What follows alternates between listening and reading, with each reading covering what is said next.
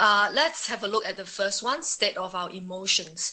Now, we know there are two kinds of emotions in general terms. That's the positive ones and the negative ones. So we want to have more of the positive emotionality rather than the negative emotionality. But both of them exist, and we are affected by either one or both of them at different points in time.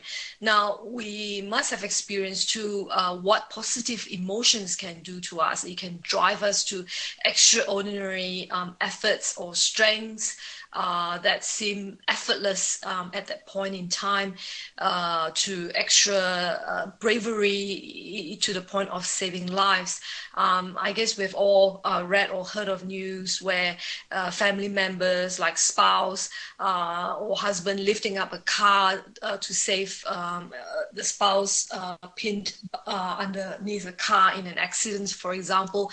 Extraordinary efforts, extraordinary strength that comes from the boost of emotions, passions, and love in life. Performance in work as well. Often when one were to go for recruitment or an interview for a job, it will be passion that people are looking for, that something that will drive you above and beyond what you're required. The same with investing. You need that positive emotionality, that optimism that keeps you in the trade, keeps you being positive and continue to trade. So those are the positive emotionality that we're used to. Now, what about negative emotions? Now, these are the types of emotions that we all go through that at one point in time or other that can derail the best laid plans. You may have thought out your plan from A to Z. Cognitively, they work. On paper, they work. But when negative emotions take over, they can derail the best laid plans and can take you spiral down a cycle. So the state of your emotions can either enhance your performance or send you down a spiral. So it's very important for us to be aware of the state of our emotions. Second thing is emotions has cycles to it. We're familiar with price cycles. For example, in charts, we look at it. Some of you may be looking at charts, support level, resistance level, trends, short-term trends, long-term trends. So we're familiar with price charts. So it may be as well with economic and market cycles. For example, we're in a growth cycle or a recession cycle, inflation, deflation. So we're used to cycles. But do you know that emotions go through cycles as well? Look at this on the slide here. You see that in a shock, that's when the start of the cycle. And then we have the denial, anger, bargaining, down to depression, and then acceptance, and hopefully happiness from there. This is a cycle that stock prices go through, many kinds of sell-off goes through, and so it is in emotions. This cycle or this model was developed by two psychologists called Kubler and Ross. So it's called the Kubler and Ross model. It's widely adapted, not just in the medical area, but also in the change management area, in the corporate culture. Now, they said, Kubler and Ross, the two psychologists who developed this model based on terminally ill patients, they said that when something happens to the patients which is out of their control, they can get spiraled down this cycle of emotions. Now, there are three things that can cause this similar cycle of emotions to happen to us.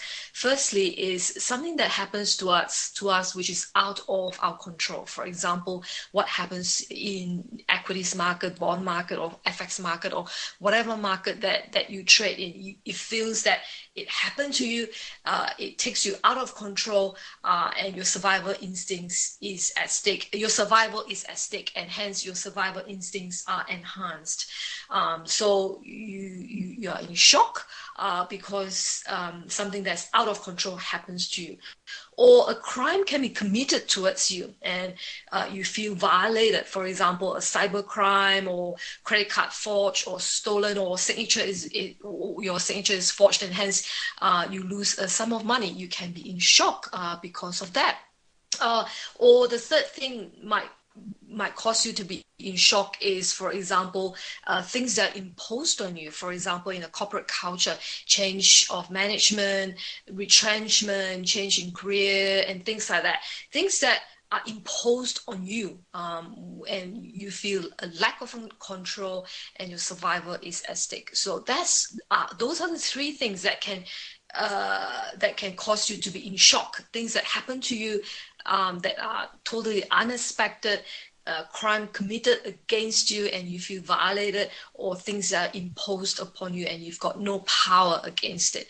Now, once we're in this shock kind of cycle, it's said that we can go down to denial, and we'll debate with ourselves, this can't be happening to me. I'm at the top of my profession. How can I be retrenched? Or, how can this person forge my signature? I trusted them so much. And then we go through this area where we bargain and we're angry with what happens to us, or we might even descend to this place where we lose faith. We lose faith in self or humanity, or we've lost money, and we feel like it's final. There's a sense of finality to it. Sometimes we feel that way as well with financial losses, trading losses. We feel that it's final. There's a sense of finality to it, and that causes depression.